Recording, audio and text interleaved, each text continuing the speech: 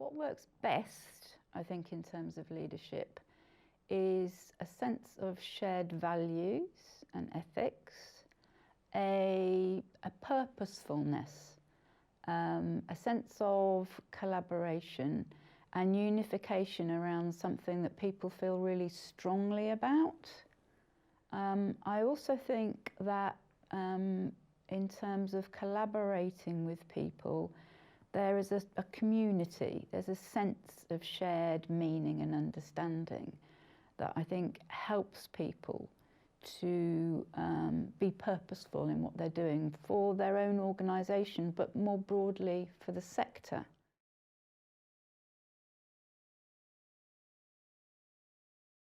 It's really interesting.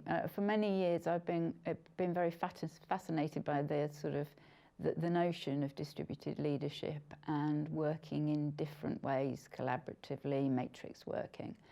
And my experience is very definitely that people engage with it quite tentatively at first, purely and simply because there's some comfort in hierarchy, isn't there? There's a comfort in knowing that someone's responsible or someone's accountable. So when you start talking about situational leadership and people having different roles at different times, that's quite a difficult concept for lots of people, because people varyingly are adaptable or flexible and varyingly feel comfortable outside of their own zone of operating or knowledge. So I think there's a range of ways that people engage with it. Some people are really keen because they like the autonomy and the contribution that it brings them. But some people are really quite wary because they feel that they will be outside their comfort zone, and there may be an element of Achilles syndrome, you know, fear of being found out. And over the years, people have engaged in so very many different ways. But if you can go through and work with some of the difficulties, I think the end result and the outcomes are really, really positive. Certainly that's what I'm seeing in my own organisation at the moment.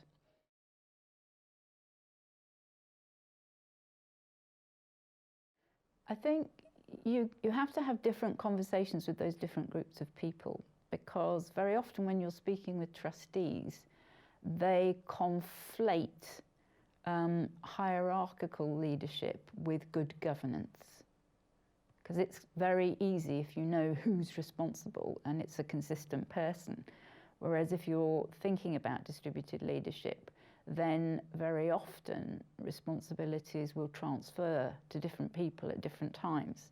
And there's a conflict, or an apparent conflict, with good governance. I think working with the statutory sector, I think that there is a driver now around both collaboration with the voluntary sector and also some joint strategic thinking and leadership. It's in its infancy, but there's more of a willingness to try and embrace that, albeit possibly because it's a political imperative.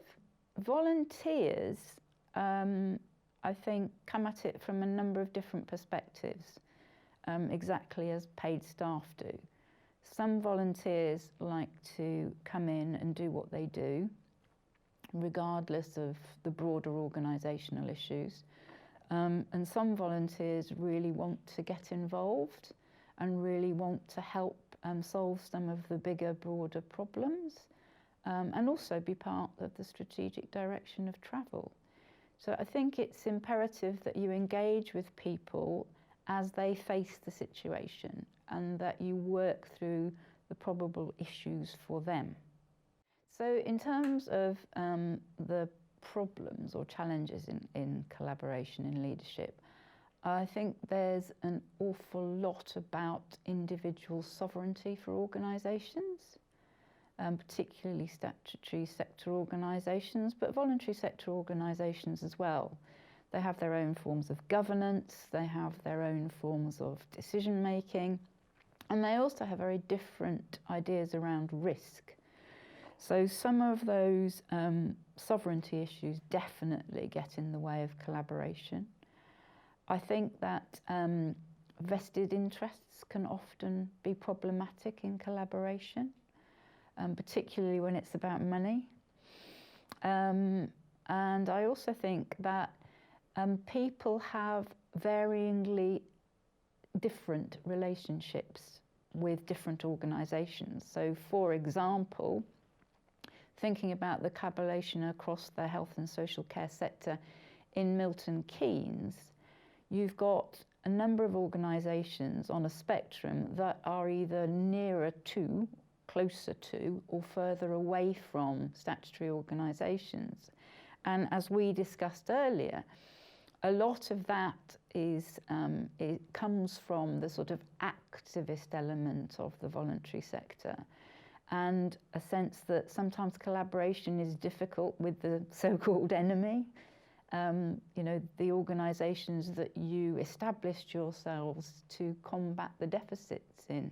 I also think that relationship plays a part sometimes, particularly historical relationships, and I see that very definitely in Milton Keynes, and that can really act against positive collaboration.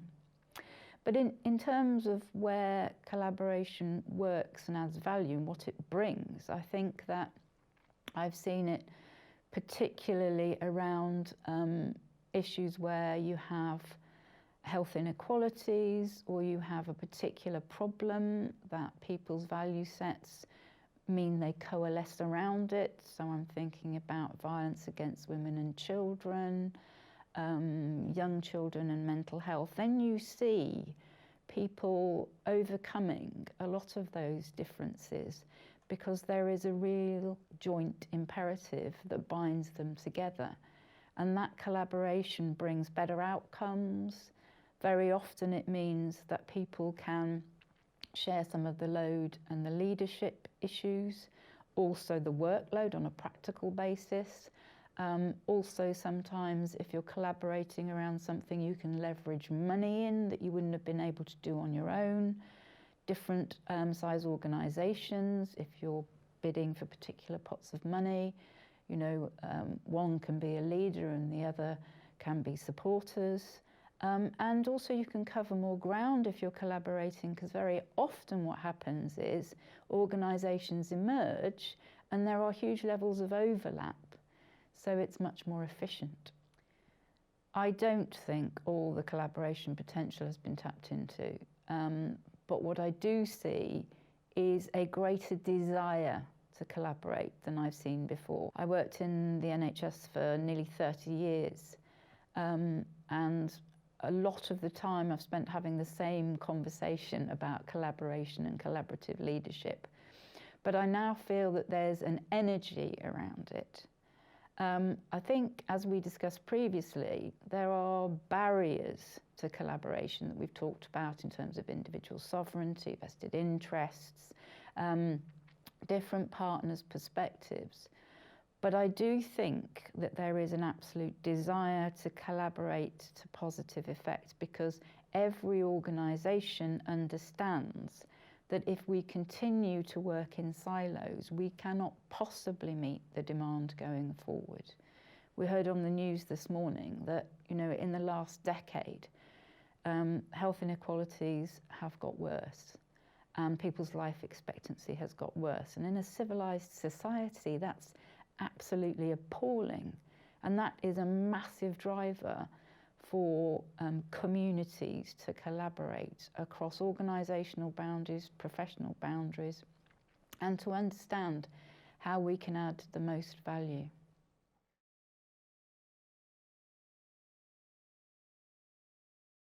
Well, it was interesting because, if I'm totally honest, I was approached and said, would I be interested in it? And I am one of those people who I'm relentlessly curious. So I thought, oh, what's this all about? And I went to have a look at it. And I looked at some of the concepts and I thought, this is, for me, about a real opportunity to reconnect with some of the things, the themes, that have been constants in terms of my learning and throughout my career. So if I think back to my PhD, you become slightly disconnected from those concepts that drove an awful lot of your thinking. And for me, it was a way of reconnecting with those and making sure that I could see the connection between that and my practice as a leader. I think the quality of attending to relationship and thinking about dialogue rather than debate, and also holding on to difficult and complex problems and being able to work through them with others, has definitely benefited me personally and my organisation, because the quality of the conversations and the quality of the engagement that you have with people when you are listening to understand rather than listening to construct your next conversation or argument, it is qualitatively different, very definitely different.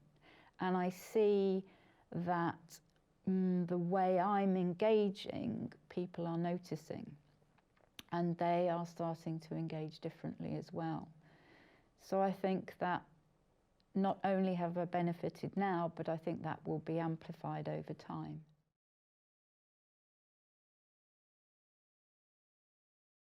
So when I was engaging in the course and when I'd finished it, I reflected the benefits for me personally, and we've talked a lot about them. And my reflection was that my organisation, in order to achieve its strategic objectives, needed to have a senior management team that was able to collaborate, that was able to align itself around shared values, and able to reflect critically on practice and outcomes. And I think there were issues for me around trust and around resilience in the team, because they're a newly formed team and they're getting used to me as a relatively still new chief exec for them. And I also thought that the mode of engagement, so being able to do work on your own, work through the forum and discussion groups, and also to have the learning clubs, would be a way that people could engage and feel comfortable. And I think that that has proved to be very positive for them. And I think certainly in terms of the quality of their collaboration across the organisation, I see far less silo working. I think the quality of conversation has definitely shifted. People are able to have difficult conversations and it be in the context of a dialogue rather than it being combative. I think people are able to speak up much more than they previously have done. And I think there are greater levels of efficiency because people aren't just focused on what's in front of them. They're thinking about where the synergies are, where collaboration would add value and take the organisation further forward. And because they're collaborating more effectively, because they're engaging more effectively, they're also doing practical things like using technology better and to better effect. They're finding solutions to service issues. They're also enhancing the profile of the organisation because they're wanting to collaborate between fundraising and clinical service delivery in a way that they just haven't before. But I think this is the start of a journey, not the end of it. And they've certainly expressed the desire that this has sparked in them a definite willingness to do more and to learn more together so that we can build that trust and that resilience and to be really purposeful in our leadership and our practice. I think in pictures, so I always talk to people about, you've got a huge scene, haven't you? You've got mountains, you've got woods, you've got rivers, you've got forests, you've got lakes, and you've got a beautiful meadow with animals in it. And some people look at that and capture the whole thing, And some people only see the rabbit in the left-hand corner. And if you only see the rabbit in the left-hand corner, then, you know, there's clearly a role for you. But in terms of leadership, it's much better if you can see the whole and hold the whole and be able to work through all of the issues that that presents. So I always say to people that I would value, and I value, seeing the world from the moon rather than the end of your garden, because you have a completely different perspective. Whereas if we're all looking from the moon, then we are exploring some of the same things from the same perspective.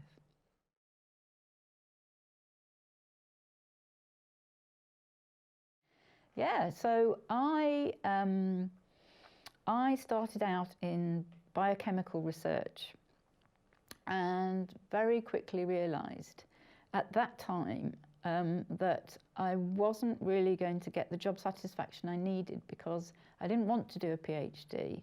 So I was doing an awful lot of work and my name was being mentioned on the back pages in very small type.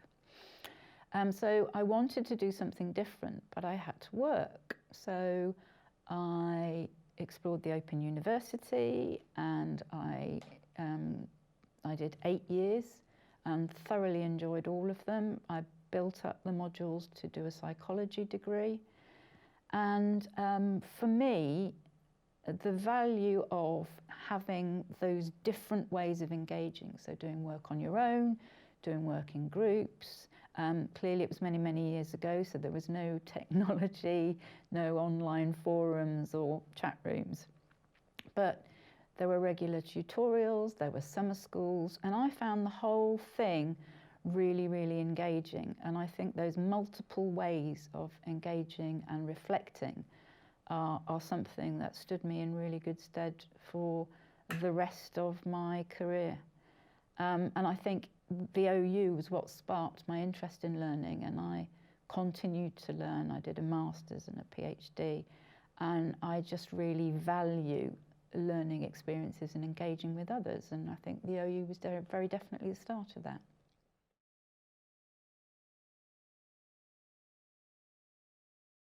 I think some of the things that were the most important to me in terms of concepts were definitely around leadership as purpose and practice, the value of being critically reflexive around what you do and how you do it, the value of appreciative dialogue. I loved the wicked questions bit and the value of storytelling, being able to articulate things by way of a story. Also, I think the understanding how you stay with difficult questions and explore the multitude of ways in which you can work through things from different ethical perspectives. I think those were some of the main concepts that I found really useful. But in every single session module, there was something that for me was directly related to my practice. I remember very specifically, we have a gentleman in our organisation who has a lot to say, and a lot of it is critical. And actually, I engaged with him as a result of the course in a very different way. And the quality of that engagement and what it's brought to our relationship and the organisation is something very positive. I think it was, at the time, I was trying to engage with the NHS and social care around a particularly difficult issue that we needed to work through. And I think that the learning from the collaborative leadership module really helped in solving what was quite a difficult issue, and has developed a service which we are running in collaboration with all of those organisations. It's a Cancer Care in the Community service, and it's a really positive outcome for patients and their families as a result of that collaboration. And certainly, you know, the concepts, the ideas and the engagement that I had around that module I think had a very, very positive effect on that.